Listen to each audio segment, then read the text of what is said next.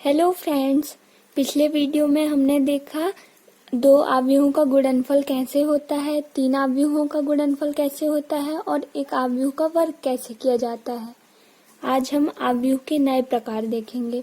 तो वीडियो यदि अच्छा लगे तो लाइक और सब्सक्राइब जरूर करें। अब हम देखेंगे कि आव्यूह के नए प्रकार, है ना। तो आव्यूह का प्रकार है परिवर्त आव्यूह। परिवर्त आव्यूह किसे कहते हैं, यानी ट्रांसपोज मैट्रिक्स। यदि किसी एक आव्यूह ए, जैसे ए अपने पास दिया हुआ है A11, A12, A13, A21, A22, A23, A31, A32, A33, ये 3x3 क्रम का है। यदि इस आव्यूह की पंक्तियों को हम स्तंभों में कन्वर्ट कर दें, यानी आव्यूह की पंक्तियों को स्तंभ में बदल दें और स्तंभों को पंक्तियों में बदल दें, तो इस प्रकार जो नया आव्यूह प्राप्त होगा वो क्या कहलाता है, परिवर्त आव्यूह, है ना। तो परिवर्त आव्यूह को किससे डिनोट करते हैं, यानी परिवर्त आव्यूह को किससे दर्शाते हैं, तो एक डैश या a की पावर t के रूप में इसे दर्शाते हैं। तो a का परिवर्त आव्यूह यहाँ क्या हो जाएगा, पंक्ति को रो में और रो को कॉलम में और कॉलम को रो में बदलना है, पंक्ति को स्तंभ में और स्तंभ को पंक्ति में बदलना है। तो इसका परिवर्त आव्यूह क्या हो जाएगा, पंक्ति क्या है ये, तो इसको बदलेंगे कॉलम में A11, A12, A13, ये हो जाएगा A21, A22, A23, ये हो जाएगा A31, A32, A33, ये क्या हो गया, ए का परिवर्त आव्यूह। ठीक है, जैसे एग्जाम्पल देखते हैं। एक आव्यूह हमारे पास ए बराबर क्या दिया हुआ है, 1 2 3 2 3 4, इसका परिवर्त आव्यूह बताइए बोला है। तो हम ए डैश क्या हो जाएगा, इसके लिए ए डैश हो जाएगा 1 2 3 2 3 4 और इसका क्रम बदल के हो जाएगा 3x2 का। ये हो जाएगा ए का परिवर्त आव्यूह ए डैश। ये समझ में आया ना, ठीक है। अब इनसे क्या निष्कर्ष निकलता है, तो अब हम देख सकते हैं कि ए बराबर यदि ए आई जे एम क्रॉस एन था, तो ए डैश क्या है, ए जे आई एन क्रॉस एम, पंक्ति स्तंभ में कन्वर्ट हुई है ना, और स्तंभ पंक्ति में, और इसका क्रम क्या हो गया, n क्रॉस m। और क्या परिवर्तन हुआ है, यदि a की कोटि m क्रॉस n थी, a की कोटि m क्रॉस n थी, तो a डैश की कोटि क्या है, n क्रॉस m,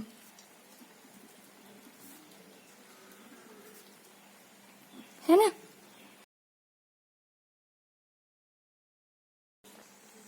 तो क्या हो जाएगा, पंक्ति आव्यूह का परिवर्त स्तंभ आव्यूह होगा और स्तंभ आव्यूह का परिवर्त पंक्ति आव्यूह। हम पंक्ति को स्तंभ में और स्तंभ को पंक्ति में बदले हैं परिवर्त आव्यूह में, इसलिए ये होगा। ठीक है, अब हम अगला प्रकार पढ़ेंगे सममित आव्यूह। जैसा कि यहाँ नाम से ही स्पष्ट है, सममित आव्यूह मतलब जिसकी जो सिमेट्रिक हो, है ना। मतलब जैसे हमारे पास एक आव्यूह ए है, तो इसके लिए इसका परिवर्त ए डैश भी किसके बराबर होना चाहिए, ए के बराबर होना चाहिए। तो एक वर्ग आव्यूह ए सममित तभी कहलाता है जब ए डैश का परिवर्त मतलब ए का परिवर्त किसके बराबर हो, ए के ही बराबर हो, है ना। जैसे एग्जाम्पल देखते हैं, हमारे पास एक आव्यूह ए बराबर है 1 3 3 2, तो इसका परिवर्त ए डैश क्या हो जाएगा, ये भी होगा। इसकी पंक्ति को हम यहाँ कॉलम में बदलेंगे तो ये जाएगा ये, और इस पंक्ति को कॉलम में बदलेंगे तो ये जाएगा ये। तो ये ए डैश किसके बराबर आ गया, ए के ही बराबर आ गया, है ना। तो ये क्या हो जाएगा, सममित आव्यूह, ये सममित कहलाएगा। ठीक है, अब अगला प्रकार है विषम सममित आव्यूह। तो एक आव्यूह जैसे यदि हमारे पास है ए, तो ए विषम सममित कब कहलाएगा? जब ए का ए डैश यानी ए का परिवर्त किसके बराबर होगा? माइनस ए के। ए का जो परिवर्त हो ये माइनस ए के यदि बराबर हो तब ए क्या कहला जाएगा? विषम सममित कहलाएगा। अब इसका हम उदाहरण देखेंगे कि यदि ए बराबर 0 1 -1 -1 1 0 1 -1 0 एक हमारे पास ए बराबर एक ये आव्यूह है, तो हम इसका परिवर्त निकालेंगे। ए डैश क्या हो जाएगा? इसकी पंक्ति को हम किस में बदलेंगे? स्तंभ में। तो पंक्ति जब स्तंभ में बदलाएगी तो ये हो जाएगा 0 1 -1, ये हो जाएगा -1 0 1, ये हो जाएगा 1 -1 और 0, ये हो गया। तो ये किसके बराबर दिख रहा है? अभी नहीं दिख रहा।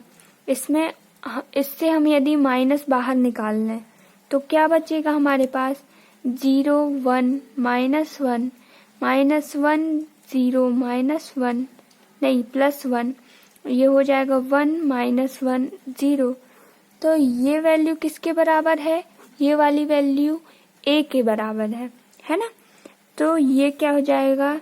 ए डैश बराबर हो गया -a, तो ये कहला जाएगा विषम सममित आव्यूह,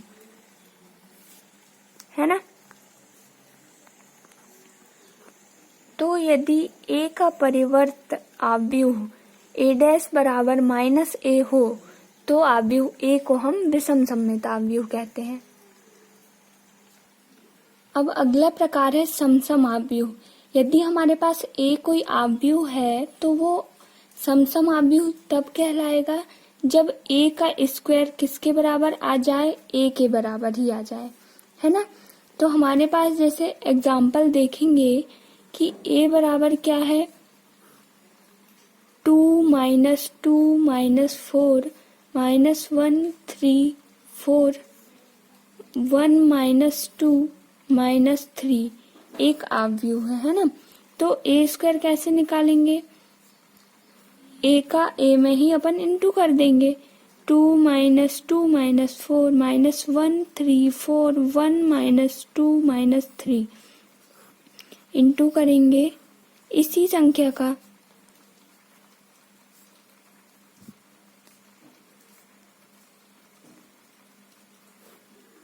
तो इनका गुणा करने पर हमारे पास क्या आ गई?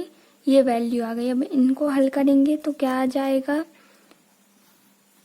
ये हो जाएगा 6 - 4 इक्वल टू हो जाएगा 2, ये हो जाएगा -2 -4 -1 3 4 1 -2 और -3। ये वैल्यू किसके बराबर आ गई? ए स्क्वायर की वैल्यू हमारे पास किसके बराबर हो गई? ए के बराबर। ये किसके बराबर है? ए के बराबर। तो ये आव्यूह ए जो होगा वो समसम आव्यूह कहलाएगा, क्योंकि ए स्क्वायर बराबर फिर से ए ही प्राप्त हो गया, है ना? अब अगला प्रकार है प्रतिकेंद्रज आव्यूह। तो कोई भी आव्यूह ए प्रतिकेंद्रज आव्यूह तब कहलाता है जब ए स्क्वायर बराबर क्या होता है? आई के। आई मतलब इकाई आव्यूह। ए का वर्ग जब इकाई आव्यूह के बराबर हो जाए तो वो आव्यूह क्या कहला जाएगा? प्रतिकेंद्रज आव्यूह। इसका एग्जाम्पल देखेंगे, जैसे a इक्वल टू हमारे पास क्या है? 1 0 0 -1, तो ए स्क्वायर क्या हो जाएगा? ए में फिर से ए का इंटू कर देंगे 1 0 0 -1, तो ये किसके बराबर होगा? 1 1 +0, ये हो जाएगा 0 +0, ये हो जाएगा 0 +0 और ये हो जाएगा 0। तो ये वैल्यू किसके बराबर आ गई? 1 0 0 1। तो ये क्या होता है? इकाई आव्यूह आई होता है। तो हमारे पास ए स्क्वायर बराबर क्या आ गया? आई। तो ये क्या हो जाएगा? प्रतिकेंद्रज आव्यूह ए। ठीक है। अब अगला प्रकार है शून्य सम आव्यूह। तो एक आव्यूह ए शून्य सम आव्यूह तब कहलाएगा जब a की पावर m किसके बराबर हो, 0 के बराबर। तो यदि हमारे पास एक वर्ग आव्यूह है, उसकी वो m घात का शून्य सम तब कहलाएगा जब a की पावर क्या हो जाए, 0 के बराबर। जैसे एग्जाम्पल देखेंगे, हमारे पास कोई आव्यूह a है, a का मान क्या है, 0 1 0 0। ये घात 2 का शून्य सम आव्यूह है। ये कैसे बताएंगे, ये 2 क्रॉस 2 क्रम का है ना, तो m का मान क्या हो गया, 2।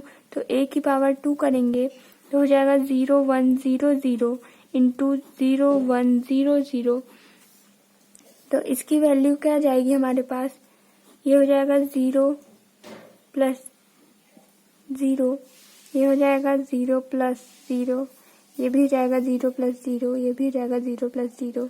तो हमारे पास इसकी वैल्यू क्या जाएगी, 0 0 0 0। ये किसके बराबर है, शून्य के बराबर है। ए स्क्वायर बराबर क्या आ गया, 0। तो ये क्या कहला जाएगा, एक शून्य सम आव्यूह। ठीक है। अब लास्ट प्रकार है लांबिक आव्यूह।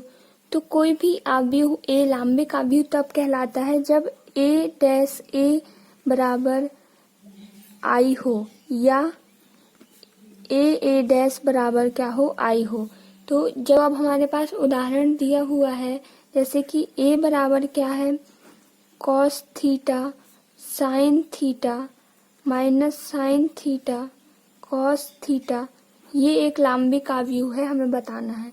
तो इसके लिए हम क्या करेंगे, ए डैश निकालेंगे पहले। तो ए डैश क्या हो जाएगा, पंक्ति को कॉलम में और कॉलम को पंक्ति में बदल देंगे तो आ जाएगा cos थीटा साइन थीटा, ये हो जाएगा माइनस साइन थीटा, ये हो जाएगा cos थीटा, है ना।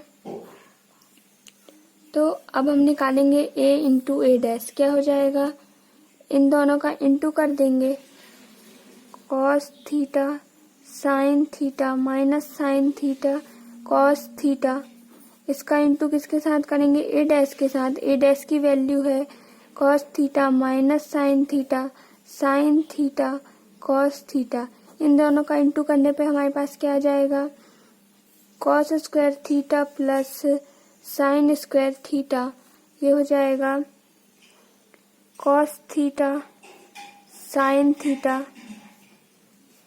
Plus sign theta cos theta, ये हो जाएगा minus sine theta cos theta plus sign theta cos theta, ये हो जाएगा sine square theta plus cos square theta.